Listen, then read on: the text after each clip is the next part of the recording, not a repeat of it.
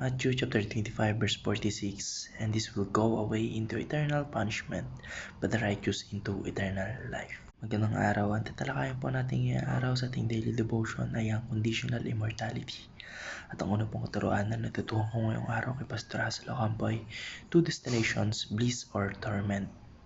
Sinasabi po rito na may dalawang tiyak na hantungan yung bawat tao sa batay sa kanilang mga gawa at pananampalataya.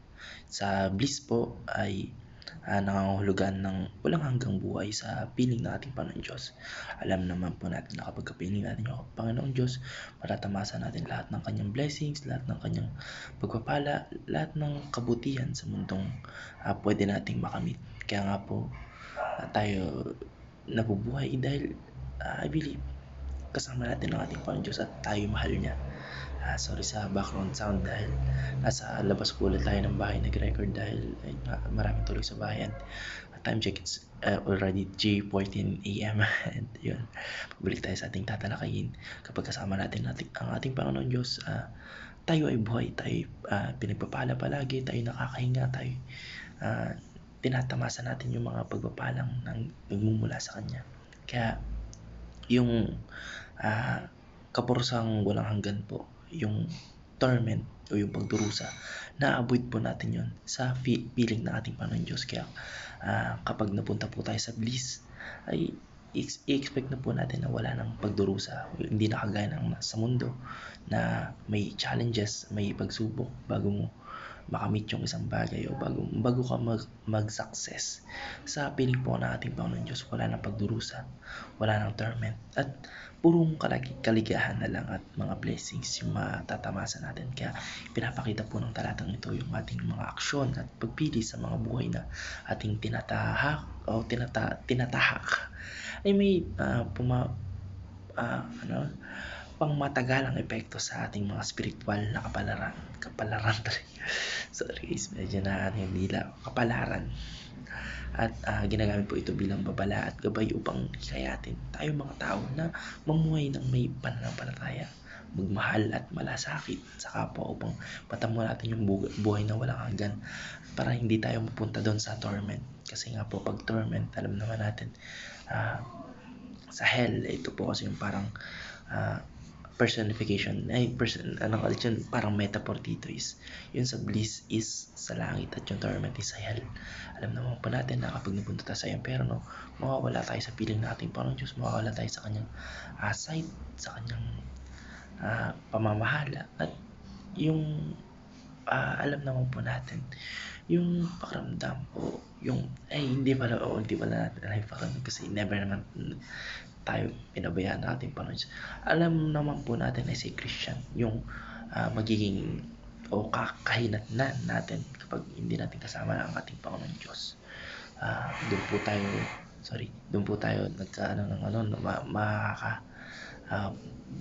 ranas ng puro pagdurusa, paghihirap, torment, yung mga ganun. Kasi nga po kapag wala tayo sa feeling ng ating Panginoon Diyos at malayo tayo sa Kanya, doon po natin ma-realize na wala lahat. Yung kahit nga po yung mga masasabi nating masasamang tao ay tinatamasa pa rin nila yung buhay o yung blessings na nagagaling o nagmumula sa ating Panginoon Diyos, yung magarang buhay, yung nakakahinga sila ng hangin.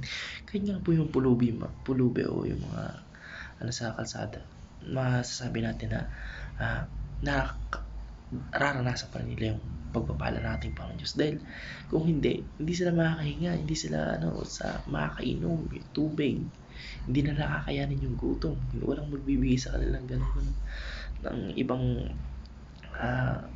utilities to survive everyday life. Ayun nga po. Kaya dapat po pag-isipan natin yung ating mga ginagawa o yung gagawin pa lamang. Kaya ayun po, mamuhay po tayo ng may pananampalataya, yung pananampalataya po natin, yung spiritual health po natin, huwag po natin pababayaan. At yung pagmamahal sa kapwa, yung malasakit sa kapwa, upang mas matamo natin yung buhay na walang hanggan o yung bliss, pupunta tayo sa bliss at hindi sa torment. Ang natutuhan ko naman po sa pangalawang katarungan ni Pastor Russell Ocampo ay two kinds of eternality, life or death. Parang ito rin yung bliss and torment kasi yung bliss ay nga po life, parang metaphor nun is life, and yung torment is death. Kasi nga po kapag wala tayo sa piling natin Panginoon Diyos, parang patay na rin tayo, literal na patay na rin tayo. Ito po yung ibig sabihin po na ito, yung buhay na walang hanggan ay isang estado na walang hanggang pakikisama sa ating Panginoon Diyos, kung saan yung mga matuwid ay makakaranas ng kapayapaan. Parang yun nga po yung sinabi ko kanina na kapag kasama natin ang ating Panginoon Diyos, matatamo natin o matatamasa natin yung mga pagpupala na nanggagaling sa Kanya. Ito po yung kapayapaan, yung kagalakan, yung kasiyahan at yung Kanyang presensya na nagbibigay ng buhay sa ating mga tao. Kung ang puno nga po ay kailangan ng lupa at tubig para mabuhay, kung ang isda naman ay kailangan ng tubig, at kung ang ibon naman ay kailangan ng hangin para lumipad, tayo mga tao naman ay kailangan natin ng ating Panginoon Diyos para mabuhay at para kayanin yung pang-araw-araw na pagsubok na pinagdaraanan natin, yung mga araw-araw na paghihirap o kung ano man yung mga pinagdadaanan natin, kakayanin natin lahat ng yung kasamang ating Panginoon Diyos. Kaya ito po ay isang biyaya na pinagkaloob sa ating mga mananampalataya sa kalooban ng ating Panginoon Diyos at nagpapakita po ng pagmamahal at malasakit sa ating kapwa. Samantala, yung walang hanggang kamatayan o yung torment, na ito po yung parang sinabi ko nga kanina, parang metaphor ng torment, yung death o yung kamatayan. Ito po ay hindi nangangahulugan ng pagkawala sa pag-iral, kasi yung ibang tao po, hindi sila naniniwala sa impyerno, hindi sila naniniwala sa yung kapag namatay tayo, yung bubuhayin ulit tayo ng ating Panginoon Diyos at dadalhin niya tayo sa o yung pag bumalik yung ating Panginoon Diyos sa second coming, bubuhayin niya ulit lahat ng mananampalataya at bibigyan ng paraiso o idadalhin sa paraiso. Hindi po sila naniniwala sa ganun.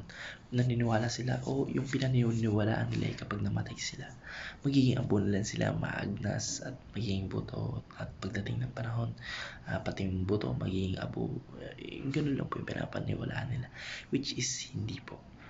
Ang pagwala po ng pag-iral ay pagka tawag dito, yung walang hanggang kamatayan po ay hindi yung pagkamatay na o yung tawag dito yung pag-agnas, yung ganong kamatayan. Hindi. Ito po ay pagkahiwalay sa ating Panginoon Diyos na kadalasang ininilarawan sa Biblia bilang kaparusahan, pagdurusa at kalungkutan.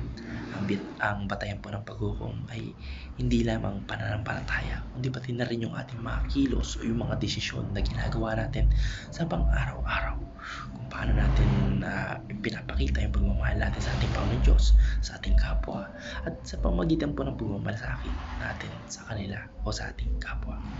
Ang talata pong ito ay isang hamon sa lahat ng mga mananampalataya na mamuhay ng matuwid, dahil sa ating mga ginagawa sa mundong ito ay may direktang epekto sa ating walang hanggang kapalaran. Sorry po sa mga background sound at sa mga dumaraan na mga motor, mga sasakyan, mga jeep, at yung mga ingay galing sa kapitbahay, sa mga alaga nila, etc. etc. Dahil nasa labas po tayo ng bahay ulit, dahil nga po ay 3:22 na, and late na naman tayo, madaling araw na naman tayo nag-devotion. Kaya ayun, bawal tayo makapagbulabog sa ibang tao. Respetuhin natin yung kanilang pagtulog, yung kanilang pahinga, para respetuhin din nila sa atin. At mabalik tayo sa ating tatalakayin. Ang natutuhan ko naman po sa pangatlong turuan ni Pastor Russell Ocampo ay two resurrected bodies, believers and non-believers, o unbelievers rather. Ang mga mananampalataya po o yung mga believers o yung mga nagtitiwala o sumusunod sa ating Panginoong Jesucristo ay tatanggap ng maluluhating katawan na hindi na masasaktan o mamamatay muli. Sorry, medyo nabubulol ako. Saan to? Siguro to. tayo pong mananampalataya o mga nagtitiwala sa ating Panginoon Diyos ay makakaranas ng buhay na walang hanggan sa kaharian ng ating Panginoon Diyos. Puno po ng kapayapaan at kasiyahan. Kasi nga po, pagkasama natin ng ating Panginoon Diyos, matatamasan natin lahat ng pagpapalang galing sa Kanya at hindi na natin mararanasan yung torment o yung buhay na may pasakit, yung buhay na puro kahirapan at yung buhay na um, palagi may kalungkutan. Kapag kasama po natin ang ating Panginoon Diyos ay puro kasiyahan na lang at ayun nga po, lahat ng pagpapala, lahat ng siguro ang sarap ng gano'n, no? Ini-imagine ko pa lang parang na-excite na ako gano'n. Yun nga po, kapag kasama natin yung ating Panginoon Diyos, palagi may kapayapaan, peace at kasiyahan. Wala nang giyera, wala nang war, wala nang gulo sa mundo at puro kasiyahan lamang. Kaya sa kabilang banda naman po, ang mga hindi mananampalataya o yung mga non-believers o yung mga tumatanggi sa ating Panginoong Kristo at hindi namuhay ayon sa kanyang mga aral ay muling bubuhayin upang harapin yung walang hanggang kaparusahan o yung torment o yung death. Ito po yung death na po na sinasabi dito ay kagaya nga po na sinabi ko kanina na hindi lang yung pag-aagnas, yung pagiging abo, yung pagiging buto, hindi lang ganun, kundi ito po yung buhay na hindi kasama yung ating Panginoon Diyos. At kapag hindi po natin kasama yung ating Panginoon Diyos, hindi natin matatamasa yung mga buhay na may blessings galing sa Kanya, yung may pagpapalang galing sa Kanya. Kapag wala lahat ng pagpapala, isipin po natin, walang oxygen, walang water, walang sunlight dito sa earth, yung pa lamang, mamamatay na tayo. What more pa kaya pag hindi natin kasama ang ating Panginoong Diyos, di ba? Sobrang hirap. Kaya yung mga non-believers po, yung kanilang muling pagkabuhay ay hahantong sa isang katawan na makakaranas ng pagdurusa at paghiwalay mula sa ating Panginoon Diyos magpakailanman. At salungat po sa atin, no? Kasi kapag namatay po tayo and then nananampalataya tayo ng true o tunay yung pananampalataya natin at pinakita natin sa ating actions na worthy tayo as a believer or a mananampalataya, ay makakapasok tayo sa kaharian ng ating Panginoon Diyos at matatamasan natin yung mga kaligayahan o yung mga pagpapala na meron siya na yung pagmamahal, yung peace and joy o kasiyahan.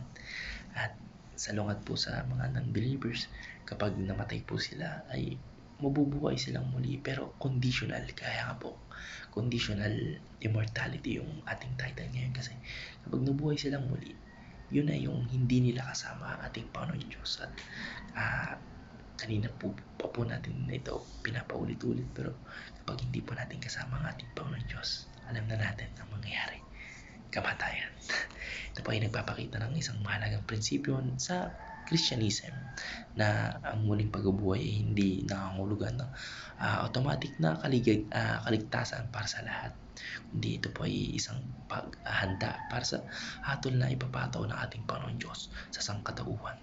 Ang bawat isa po ay may pagkakataong mamili sa buhay na ito kung saan nila gugugulin o i-spend yung time nila, yung kanilang walang hanggan sa piling ng ating Panginoon Diyos. Kaya kung ikaw nanonood, kung ako, saan tayo papipiliin? Kasi kung ako, gusto ko dun sa bliss, gusto ko yung kasama yung ating Panginoon Diyos, gusto ko yung buhay na natatamasa ko yung pagpapalang galing sa Kanya. At ito, hindi rin ito dapat sinasabi at pinapangatawan dito ay sinasabuhay.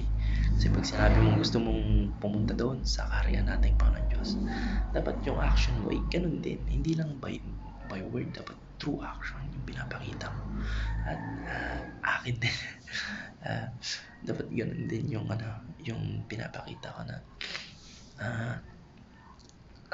kung gusto kong mapunta sa bliss o sa life, ay dapat yung action ko nagre-reflect din sa sinasabi ko, o dapat yung action ko mismo yung nag-i-speak sa gusto na mapunta sa piling nating Panginoon Diyos, sa kaligayahan o sa malayong paghiwalay sa Kanya, sa kaparusahan.